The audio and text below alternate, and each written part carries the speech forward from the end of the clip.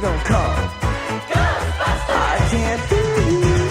Welcome to Watch Mojo. And today we're counting down our picks for the top 10 songs that we just keep coming back to, even if they've been proven to be rip-offs of other compositions. Come as you are, as you were, as I want you to be. Number 10, Love Me Tender, Elvis Presley.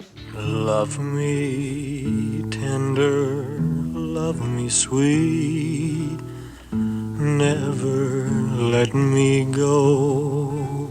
Elvis Presley's legendary 1956 hit single Love Me Tender is one of the most perfectly constructed love songs of all time, a delicately sung and beautifully written ode to the author's beloved. But this song wasn't just plucked out of thin air, at least not in its entirety. Its melody is actually identical to the old Civil War tune Ora-Lee.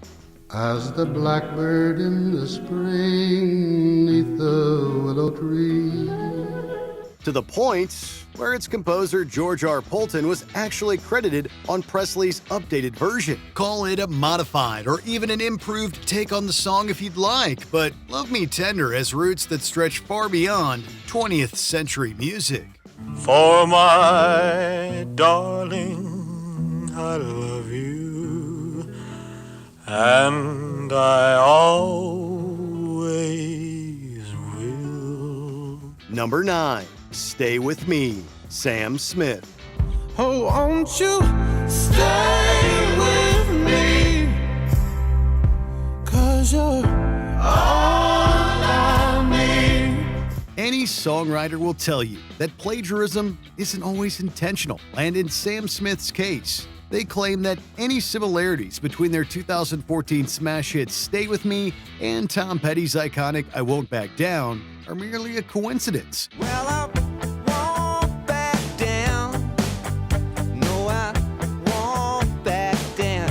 In fact, Smith says they never even heard the song before they were forced to hand over songwriting royalties to Petty and his co-writer Jeff Lynne. It's hard to deny that the melodies are similar, but it did raise an interesting debate over what is considered plagiarism in music. We know we love both songs, and who knows, maybe Smith is right and their choruses just happen to sound the same. I guess we'll never know for sure. But darling, stay with me. Number 8, Viva Levita, Coldplay. I used to rule the world. Seas would rise when I gave the word. Coldplay well and truly burst out of their indie rock with the pop stomper Viva Levita in 2008. A huge commercial success for them, even by the band's lofty standards. But according to the legendary guitarist Joe Satriani, Chris Martin and company lifted the vocal melody of the verse directly from his instrumental track, If I Could Fly.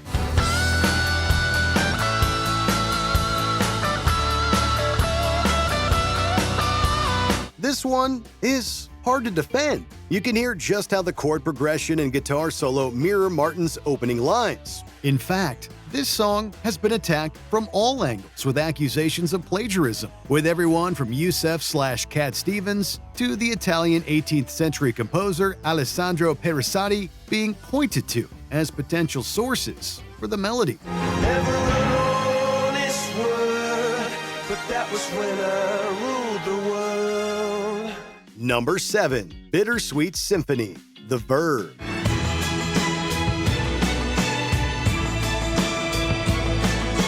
'90s Britpop didn't get too much better than the Verve's Bittersweet Symphony, but even though it remains one of the most beloved songs of the decade, it's not exactly an entirely original piece. Sure, the Verve received permission from the record label Decca Records to use a sample of an orchestral version of the Rolling Stones song The Last Time.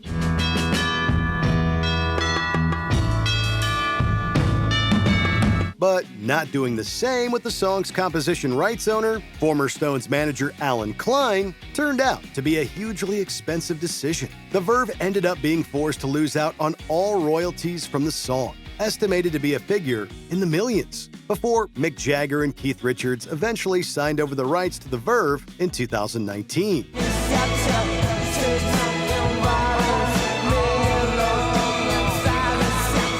Number 6, Life on Mars, David Bowie. It's a god-awful small affair to the girl with the mousy hair. It might seem odd, but long before he was a globally recognized superstar, David Bowie was a struggling songwriter working for a record label rewriting foreign hits in the English language. After his translation for the French song Comme d'habitude was rejected by Frank Sinatra in favor of Paul Anka's My Way, Bowie got some revenge. And now the end is near, and so I face the final curtain.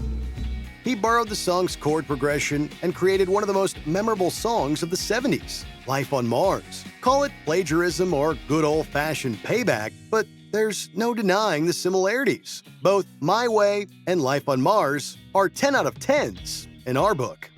It's their life on Mars.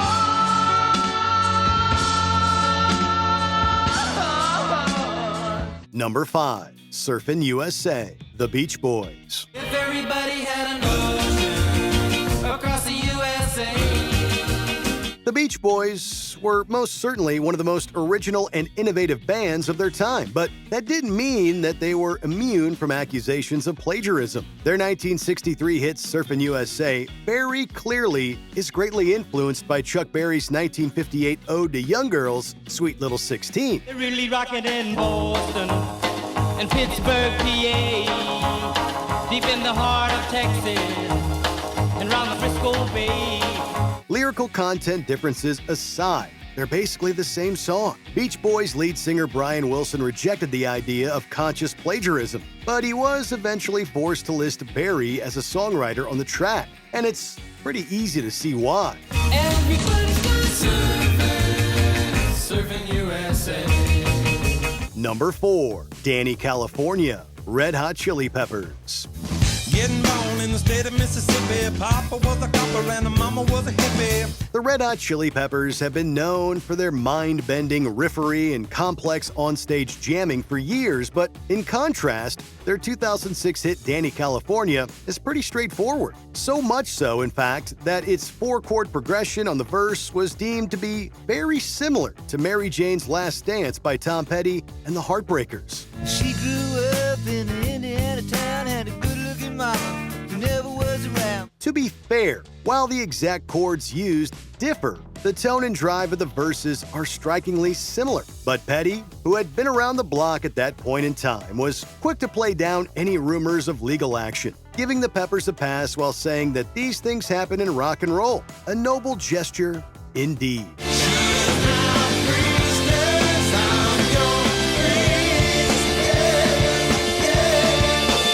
Number 3. The Lion Sleeps Tonight, The Tokens. In the jungle, the quiet jungle, the lion sleeps tonight.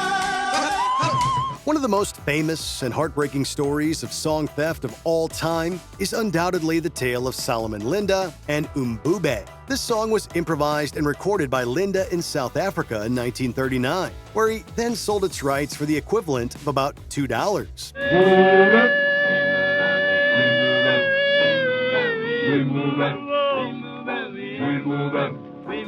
Fast forward 20 years, and the song has been adapted for international audiences into The Lion Sleeps Tonight by The Tokens, generating millions of dollars for people who had nothing to do with its creation. Linda, on the other hand, was living in poverty and would die in 1962, 46 years before he received his songwriting credit, and his estate eventually earned royalties for his work.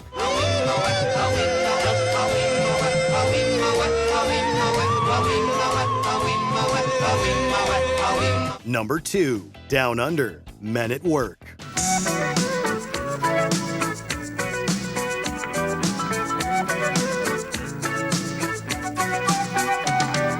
Men at Work's legendary 1981 hit Down Under noticeably uses the melody of the Australian nursery rhyme Kookaburra as part of its flute arrangement. Kookaburra sits in the old gum tree, eating all the gumdrops he can see. According to the band, this was done as an in-joke and tribute to the tune and its Aussie roots. The rest of the song is totally original. However, a record label called Larrikin Records, which owns the rights to Kookaburra, ended up successfully taking Men at Work to court for a slice of the royalties the song had earned. Fans of the band were outraged that a very obvious nod to a well-known melody was considered to be a theft of property. But according to plagiarism laws, Men at Work were still at fault.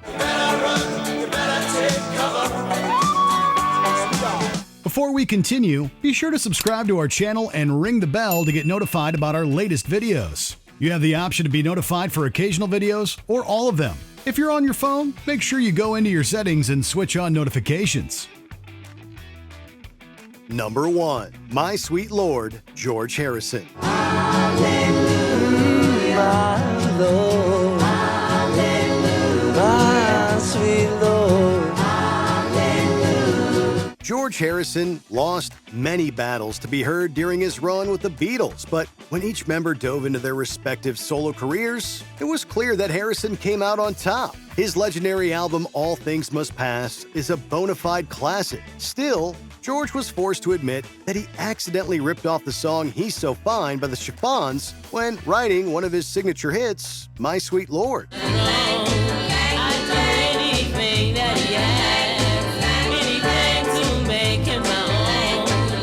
You can really hear why this was one of the most famous plagiarism cases in music history. The songs are extremely similar. Does it detract from My Sweet Lord as a listening experience in the slightest, though? Fortunately, it does not.